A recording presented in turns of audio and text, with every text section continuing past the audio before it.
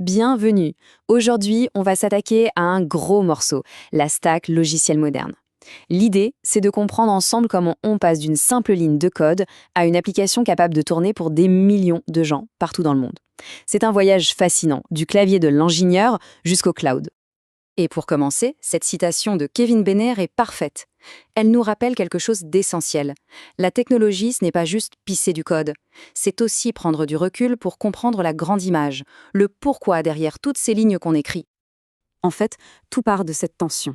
D'un côté, on a le métier qui pousse, qui veut aller plus vite, grandir, innover en permanence. Et de l'autre, on a la réalité du terrain, des systèmes qui deviennent de plus en plus complexes, des frictions entre les équipes et des risques à chaque étape.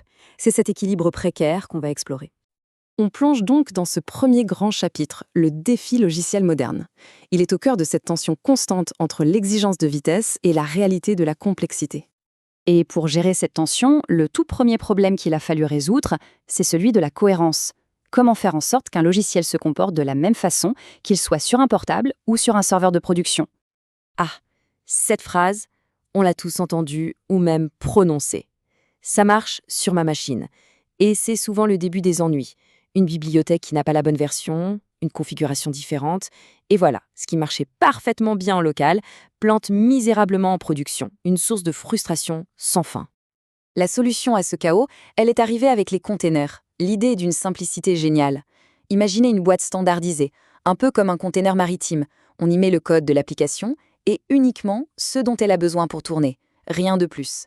C'est ça la révolution par rapport aux anciennes machines virtuelles, qui étaient lourdes et lentes. Là, on a quelque chose de léger, qui démarre au quart de tour, et surtout, qui fonctionne exactement de la même manière, partout. Les avantages sont juste énormes. Premièrement, la portabilité. On peut enfin dire adieu au fameux « ça marche sur ma machine ». Deuxièmement, l'efficacité. Comme ils sont bien plus légers, on peut en faire tourner beaucoup plus sur un même serveur, ce qui coûte moins cher. Et enfin, l'isolation. Chaque application est dans sa propre bulle, elle ne peut pas perturber ses voisines. C'est un gain de stabilité et de sécurité incroyable. Super, on a résolu notre problème de cohérence avec ces boîtes magiques, mais ça crée un nouveau défi, un défi d'échelle. Et ça nous amène à notre troisième partie. Comment orchestrer cet orchestre? Parce que, soyons honnêtes, gérer une dizaine de conteneurs à la main, c'est faisable. Mais quand on en a des centaines, voire des milliers qui doivent communiquer entre eux, démarrer, s'arrêter, être surveillés, là, ça devient un vrai casse-tête. Il faut un chef d'orchestre. Et ce chef d'orchestre, c'est Kubernetes. L'analogie est parfaite, vraiment. Kubernetes ne joue pas de la musique lui-même. Son rôle, c'est de s'assurer que chaque musicien, chaque container, joue sa partition au bon moment, en parfaite harmonie avec tous les autres. Il gère le tempo, les entrées, les sorties, toute la logistique. Pour simplifier, un cluster Kubernetes, c'est un peu comme un corps. Il y a un cerveau, le nœud maître, qui prend toutes les décisions intelligentes. Et puis il y a les muscles, les nœuds de travail qui font le boulot et exécutent les tâches. Le maître dit quoi faire et les travailleurs le font. Cette séparation des rôles est la clé de sa puissance. Et pour parler au chef d'orchestre, on utilise des commandes très simples.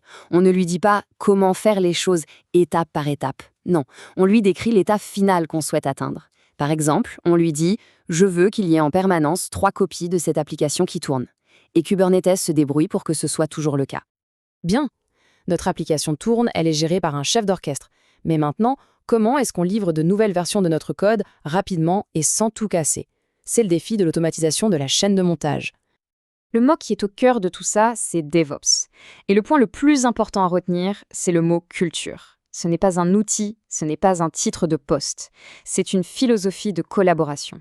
L'idée, c'est de faire tomber le mur qui a trop longtemps existé entre ceux qui écrivent le code et ceux qui le font tourner en production. Fini de se renvoyer la balle, on travaille ensemble. Et cette citation, elle illustre parfaitement le malentendu. On ne peut pas acheter du DevOps ou embaucher 3 DevOps. C'est une transformation profonde dans la manière de travailler qui est basée sur la confiance, la responsabilité partagée et bien sûr l'automatisation. La manifestation concrète de cette culture DevOps, c'est le pipeline CI/CD, intégration et déploiement continu. Il faut vraiment le voir comme une chaîne de montage. Chaque modification de code déclenche une série d'étapes automatiques. Tests de qualité, construction, publication et enfin déploiement. Ça réduit les erreurs humaines et ça accélère tout le processus de façon spectaculaire. Ok, notre usine tourne à plein régime, l'avion vole, mais il est devenu une immense boîte noire. Comment savoir ce qu'il se passe vraiment à l'intérieur? Comment voir un problème arriver avant qu'il ne se transforme en crash? Piloter un système moderne sans instrument de bord, c'est comme piloter un A380 en pleine tempête, les yeux bandés. C'est du suicide. On ne peut plus deviner, on a besoin de données, de visibilité. C'est ce qu'on appelle l'observabilité. L'observabilité, ça repose sur 3 grands piliers. Les logs, c'est le journal de bord détaillé, telle chose s'est passée à telle heure. Les métriques, c'est le tableau de bord avec les cadrans, température, pression, vitesse. Et les traces, ça permet de suivre une requête de A à Z à travers tous les services qu'elle traverse. C'est en combinant ces 3 éléments qu'on peut vraiment comprendre ce qui se passe. Prenons l'exemple d'une métrique. Ce graphique, il nous donne la santé de notre service en un clin d'œil. On voit qu'on a 5% d'erreurs serveur.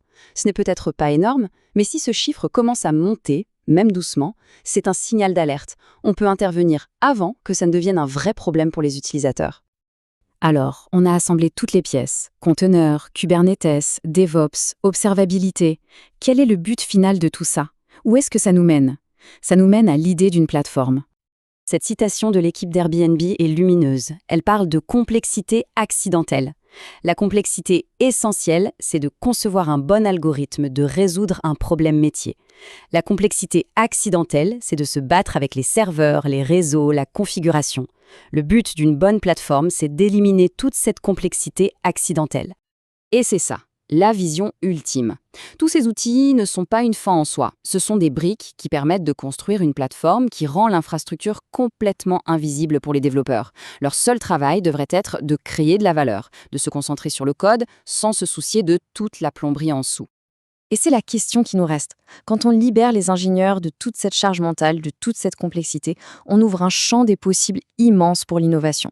La question n'est plus comment on fait tourner notre code, mais bien quelle est la prochaine idée géniale qu'on va pouvoir construire.